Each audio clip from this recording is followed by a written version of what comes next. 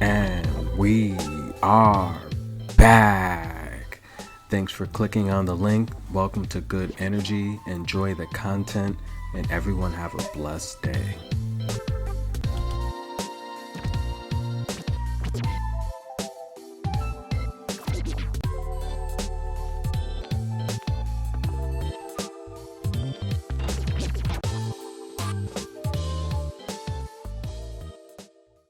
And we are back. Welcome to Good Energy, guys. Make sure you click on my previous video just published where I break down the Berlin WTA 500 level event. I have all preview and predictions there with a couple locks for you guys that really follow tennis. Enjoy that video. And this here, we are taking a look at the Rothesay Classic in Birmingham WTA 250 level event. And again, I'm going to run through the draw, and join me today as I cover the matches live with commentary. And as always, click the like button below and comment and subscribe. So let's get right into it here, guys. WTA Rothesay Classic in Birmingham. First match, we have Ostapenko versus Marino. And so we know what Ostapenko can do. Heavy hitter. She's the #1 seed in this tournament. And you know, having a good start to the year. You know, she was one of the few players that actually beat Iga Swiatek this year. But since then, she's only won 4 of her last 10. She's dropped 6 of them.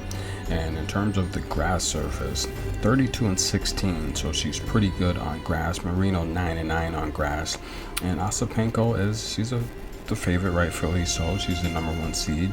Some of the losses she's had, Elise Cornet at the French Open, that's understandable. Elise is very athletic, but Ostapenko had a chance to win that match. Lauren Davis in Rome, Alexandrova in Madrid, Shelby Rogers in Miami, Shelby Rogers in Indian Wells, Kontaveit at Doha. All good names to lose to. In her last 10, she's beat Bronzetti, she's beat Muguruza and Krejcikova.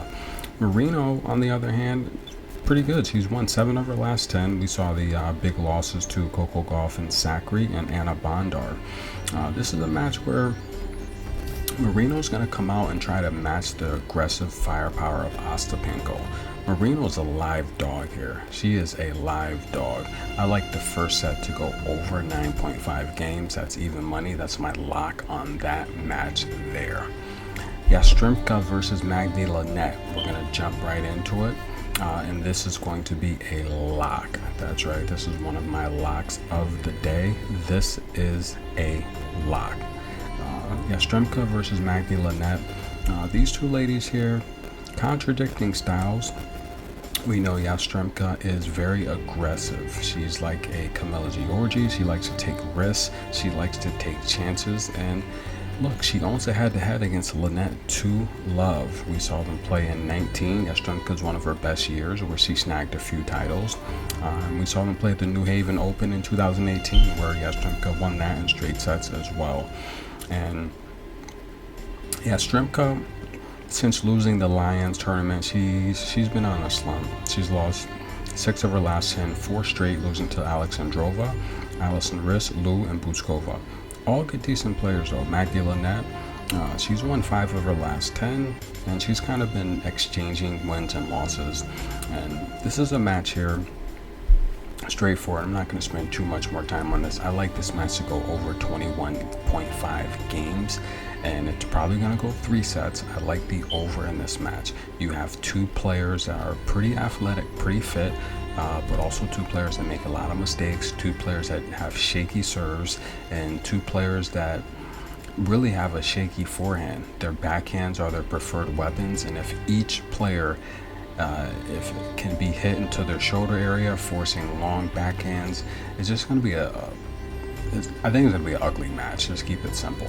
I think you're going to see a lot of serves into the shoulder area, just forcing bad returns on each. I see each player getting broken.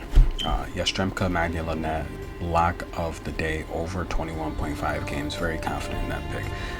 Let's jump to Zhang and Pet. Zhang and Pet, these two ladies, Zhang's the 8th seed, by the way, for those of you that don't know. And I like Zhang. I mean, she's, you just saw her snag the doubles title at Nottingham with Haddad Mia. And Zhang, look, she's skilled. She's a veteran. She's 33 years old. She hasn't looked good though, only winning 3 of her last 10. She's lost to Martincova, Giorgi, Zaveska, Sabalenka, Simona Halep, Alexandrova, and Fett has won 5 of her last 10. A lot of lower level competition. A good win over Caroline Dolehide. This is a match that Zhang should win, guys, and she's a decent favorite. She's a 2-1 favorite. Zhang's gonna win this match. She's too skilled. She's too experienced. The match against Martincova kind of got away from her, but she's got a decent win over Buska and Barrage in there, and I like Zhang, the 2-1 favorite, to get the victory. Very confident about Zhang. Very confident about Zhang, and confident about Lynette and Yastremka going over 21 games. Those 2 picks I'm very confident about. Allison Riss versus Katie Boulter. We're going to see how Allison Riss responds after losing a championship that she could have won, to be honest with you. But if you follow the channel, I told you to take Beatrice Haddad Mia as a underdog. That was a lock. That was a very big lock. And thank you guys for following the channel if you got that one. But Allison Riss, we know that Allison Riss can be risky. 53 unforced errors against that match with Golubic. That's a ton of errors. Katie Boulter, she got beat by Isla Tomjanovic, but she had a good win over Maria and Ingles and Liang, qualifying for Nottingham. Look, the crowd's going to be with Katie Boulter, and the reality here is Boulter owns a head-to-head. They did play in Beijing. This all depends on how Allison Riss responds. This is a match where if Allison Riss keeps her errors down, she should beat Katie Boulter. She should beat her, but Katie Boulter's a live dog. This is not a match I would touch. With the other 2 locks I gave you, this is not a match I would touch. I would stay away from it, because just as easy as Allison Riss can win this match, she can beat herself and lose it. Katie Boulter's gonna have the crowd. She's playing with house money. I'd stay away from it, but if I had to make a pick, I'd take Allison Riss, just because she's more experienced. She has a better record on grass. She has a winning record on grass. It's her best surface, and Katie Boulter has a losing record on grass. The other 3 matches there, Caroline Garcia, I gave you the pick there. I gave you the Dart over Osario, and also gave you the Halep over Sharenko. So those were the matches that were played today. And we're going to jump to the next set of matches and see what else we got here for preview and predictions. If you've listened so far, please hit the like button, and thanks for your support. Elise Mertens versus Kat McNally. This is another lock of the day. Elise Mertens, a 4 seed. Look, Elise Mertens, as I tell you all the time, she's a type of player. She's a top 25, top 30 player, and she's currently ranked 30th. She's playing Kat McNally, Coco Gauff's best friend, who's ranked 197. Kat McNally's a good doubles player, but she struggles against a tougher competition. Elise Mertens owns head-to-head 2 loves. She beat her at the 2020 U.S. Open in straight sets and 2019 Cincinnati in straight sets. And I see this match as well going straight sets. I like Elise Mertens to win this match. I'm not going to spend much time on it. 2-1 favorite. Elise Mertens is a good price. She's going to beat Kat McNally. Too many tools, too fit, too strong. Kat McNally is just... I don't see what Kat McNally can do to win this match. She did get a win over Ingles and Sharma to get here, but Kat McNally's in trouble. Elise Mertens to win. Vekic did get the win over Coco Vandeweghe. That's a match that I said, look, it could go either way, right? If Vekic shows up, she should win. Petrick Martic in the Isla Tomjanovic match was postponed. Isla Tomjanovic had to withdraw, so Krunic ended up beating Martic. Rogers and Serrana, this is another match that it's going to be a lock. I like Shelby Rogers to get the win. Serrano, Sursu,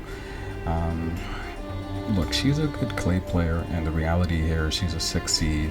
she should beat Shelby Rogers. This is a match she should beat Shelby Rogers. There's no doubt about it. However, she's only won 4 of her last 10. And she's lost to some competition here that Shelby Rogers is a little bit better than. Shelby Rogers has won 5 of her last 10. And this is a match where Serrana should be the favorite, but Shelby Rogers is actually a 2-1 favorite. I know it doesn't make sense, and on most circumstances, I would take Serrana to win this match. I really would, but I can't back her. She's got a losing record on grass, and I mean, so does Shelby.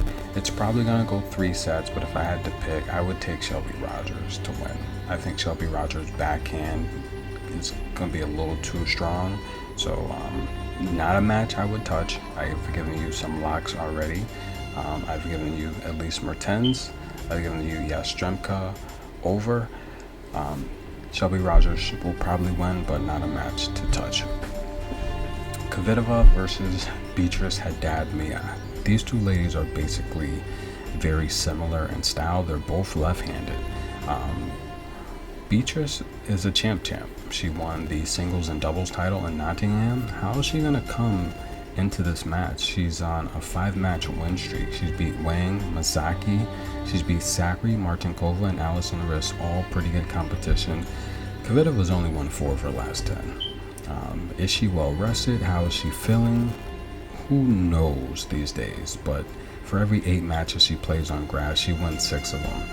Haddad-Maia is very inexperienced on grass. Kvitova's a good price. I like Kvitova to win on the money line. And to be honest with you, that I could see her getting off to a good start. Beatrice having to make adjustments and just not being familiar playing with another lefty. Kvitova has the experience. She's got the better serve. I think movement-wise, Kvitova is going to be a better mover as well. I like Kvitova to win money line. Take her on the first set. I probably want to watch that full match. And Frech versus Perez Diaz. This is a match, again, not really a match I'm interested in, but I will give you a prediction here. They have played before, and Diaz owns the head-to-head. 1 love. On grass, Diaz is 3-2. Frech not experienced to that much. I mean, if you compare Diaz experience, Frech definitely is more experienced. 26 runs on grass for Frech. And these two ladies, again, Diaz does own the head-to-head, but Frech not looking good. She's lost 4 in a row. And in terms of Diaz has won 6 of her last 10. She has wins over Zavatska and Medalovic, Cerebras Turmo, and Rome. That was the big win that she had. Not a match I'm interested in. I'd take the over 21 games if I had to pick. Let's get into the last match of the day. Camila Giorgi versus Martincova. This is going to be fireworks. Camila Giorgi, the number 3 seed, and the matchmakers, you have to respect what they do. They have a very tough job.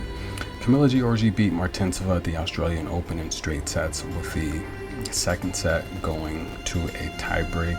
Martincova, look, she's won 5 of her last 10. Camila Giorgi has won 5 of her last 10 as well. In terms of grass, that's going to be the key here. Martincova 22-19 on grass, while Giorgi 51-28 on grass.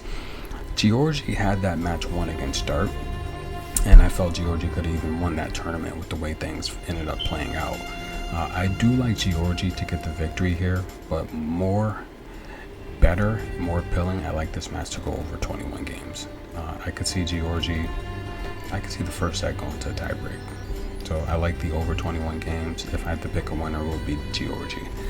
Another great day of preview and prediction, guys. Remember, listen to the entire video if you want some good value. But again, I'm going to do a quick review of the locks that I like. I like Elise Mertens on the money line over Kat McNally. I like Yastremka and Magni Linette to go over, and I like Zhang to beat Fett. Those are the locks there. This is good energy, guys. Join me for live coverage as the matches unfold. We are